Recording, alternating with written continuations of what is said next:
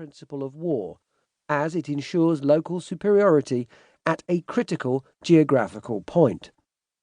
At the higher level, it also implies that fighting more than one enemy at a time should be avoided, while also seeking to divide the enemy's forces. Economy of force. The effective distribution of limited resources requires good management, but this is especially important if a commander is to achieve victory in a short, decisive conflict, rather than risk a long drawn-out war of attrition. The exception to this is the strategy of the insurgent, which demands that personnel are conserved, while the enemy is exhausted over an extended period.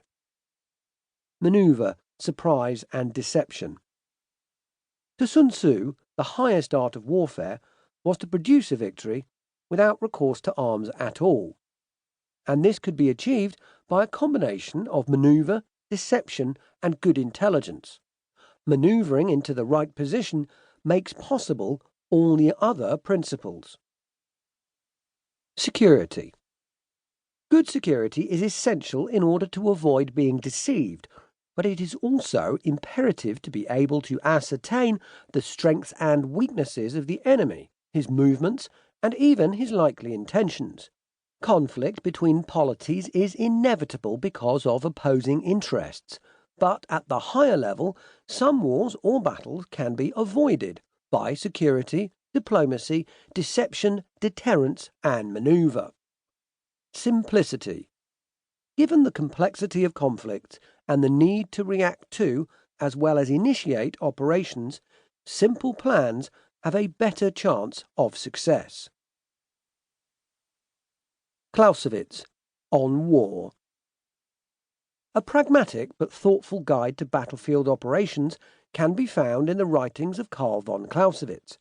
His work, which was published after his death, is complex and can sometimes appear to be contradictory. However, it is clear that Clausewitz was eager to analyze war at a far deeper level than the simple tactics and maneuvers of his own era.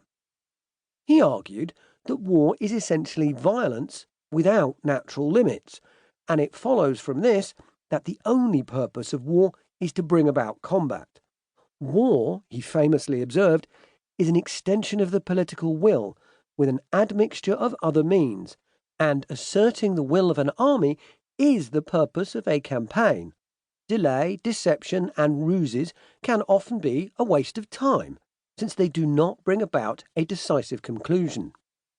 Clausewitz was aware that, despite these simple basic elements, war is still the realm of chance. Since war is a collision of wills, it is rarely decided by a single blow. It always occurs in an environment of friction or of fog, so that carefully laid plans can be upset by changes in the enemy's decisions and actions, the weather, or just by accidents. Yet there were more predictable patterns too. No doubt mindful of Napoleon's disastrous invasion and retreat from Russia in 1812, Clausewitz posited that the attack weakens as it penetrates deeper into enemy territory, and, unless arrested in some way, it reaches a culminating point where it is reduced to the same strength as that of the defender. However, identifying this moment is extremely difficult, requiring the judgment of an outstanding general.